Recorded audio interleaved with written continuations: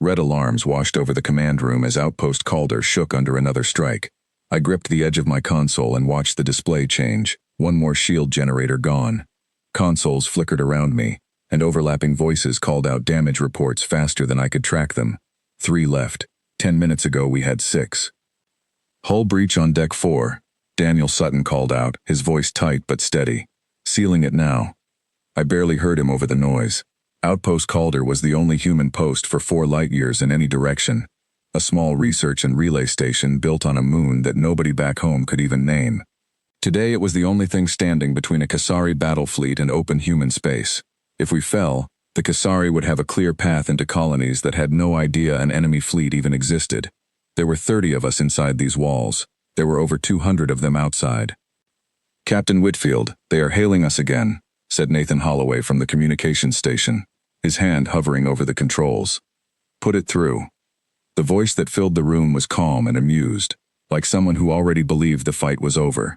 It told us our distress call had been caught and destroyed before it ever left the system. It told us no fleet was coming, that nobody even knew we were here, and that resisting would only stretch out the inevitable a little longer. "Decline the offer," I said. "Tell them we are still working on our reply." Daniel almost smiled at that, sweat running down his temple. Another strike rocked the station, throwing sparks across the far wall. Megan Hartley, our engineer, was already on the floor with wires in her bare hands, trying to keep the last shield generator alive a little longer. "I can buy us maybe 20 minutes, she shouted. "After that, we are a rock with no roof." 20 minutes. I counted in my head the way I always did when things turned bad. Counting people. Counting exits. Counting how many of us could fit inside the 2 shuttles we had left. Not all of us. Not even close. I opened the channel to the whole station. "All non-essential personnel to the evacuation bay. This is not a drill." My voice did not shake. I made sure of that. Whatever happened next, the last thing my people heard from me would be steady, not afraid. A new voice cut through the open channel, young and panicked. Peter Lawson, barely 6 months out of training, was trapped in the lower corridor where a fallen support beam had jammed the exit door shut. "Captain, I am stuck. The door will not move." Daniel was already pulling off his harness. "I am closest. I can reach him in 90 seconds. "Go," I said. "Megan, can you send power to that door from your panel?" "Rerouting now," she answered without looking up, her hands moving even faster than before. I listened to Daniel's footsteps pound down the corridor through his open mic, counting the seconds the same way I had been counting shuttles. 90 seconds is a long time when a station is falling apart around you. When his voice finally returned, breathless, telling me the door was open and Peter was clear, I let myself feel something close to hope. We were still finding ways to save each other, even with 200 ships outside trying to prove that effort was pointless. That was when the proximity sensor screamed. A sound none of us had heard before tonight. Nathan's head snapped up from his console. "Captain, I am reading a mass entry on long-range scan. Something just dropped out of transit at the edge of the system." "Kasari reinforcements?" Daniel asked, already bracing for worse news. Nathan shook his head slowly, staring at numbers that did not seem to make sense to him. "No, this signature is ours. It is human." Nobody in that room breathed for a moment. I had read about ships like this one during training, but reading about something is nothing like watching it appear on your own screen. The signature alone was the size of 3 Kasari cruisers stacked together. It carried a name I remembered from briefings I never thought would matter out here, on a forgotten moon at the edge of everything. The Tempest. Humanity built very few ships like the Tempest. We did not need many. One was usually enough. The Kasari fleet noticed it almost the same moment we did. Their formation, calm and confident only seconds earlier, broke apart as ships turned away from our station to face the new arrival. Every gun that pointed away from Outpost Calder felt like a gift. The Tempest did not slow as it crossed into the system. It came in fast, light spilling along its hull like a storm rolling over open water. Even at this distance, the shapes along its hull looked less like a ship and more like a mountain that had learned how to move.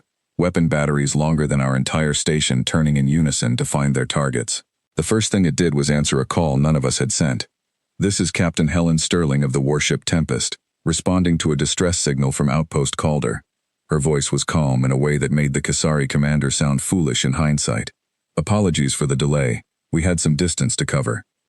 Daniel let out a sound that was half laugh, half disbelief. Megan, still elbow-deep in wiring, looked up at the ceiling like she could see the ship through it. "They told us our call never left the system," I said quietly. "It left the system," Nathan answered, grinning despite everything. It just took time to find someone willing to come this far for 30 people. Nobody back home has ever heard of. The Tempest opened fire. I will not pretend I understood every part of what followed. I watched it the way you watch a storm from inside a strong building, grateful to be on the right side of the glass. The warship moved with a certainty the Kasari ships could not match, sliding between incoming fire and answering every strike with 3 of its own. One Kasari cruiser broke away and turned hard toward the Tempest, weapons blazing in one last attempt to make the warship pay for arriving at all. The Tempest barely seemed to notice. Its hull flared bright where the shots landed, the way a cliff flares white where waves break against it, and a moment later the cruiser fell out of the fight with half its engines dark. Within minutes, the rest of their fleet had broken formation completely, turning toward the edge of the system in what could only be retreat. The Kasari commander tried one more transmission, his calm voice now climbing toward panic as he demanded to know how reinforcements had found us so quickly. Nobody on the Tempest answered him. Some questions do not deserve a reply, only an outcome. Within the hour, what remained of the Kasari fleet had scattered into the transit lanes, choosing flight over a second meeting with the Tempest. Our shields, the ones Megan had fought so hard to protect, were still holding, barely, when the warship settled into orbit above Outpost Calder like a guardian taking its place. I sat back at my console for the first time in hours and allowed myself one slow breath. Captain Whitfield, Helen Sterling's voice returned, gentler now. Status report, when you are ready. Take your time. We are not going anywhere. I looked around the command room, at Daniel catching his breath by the door, at Nathan still smiling at his readings, at Megan pulling herself up off the floor with grease on her hands and relief written across her face. 30 of us, still standing, on a moon nobody back home could name. Peter Lawson sat against the wall near the door, color slowly returning to his face, staring at the image of the Tempest on the main screen like he could not quite believe it was real. I thought that was it, he said quietly. I really thought that was it. I know, I told him. But we do not leave people behind here, not on this station, and apparently not anywhere humans fly. We are still here, I said into the comm. Thank you for coming. Always, she answered. That is the whole point of a ship like this one. The Kasari had believed that distance and silence meant safety, that an outpost this small and this far away could be erased before anyone noticed it was gone. They were wrong about the silence. They were wrong about the distance, too. They had simply never expected the storm to remember a place it had not visited yet.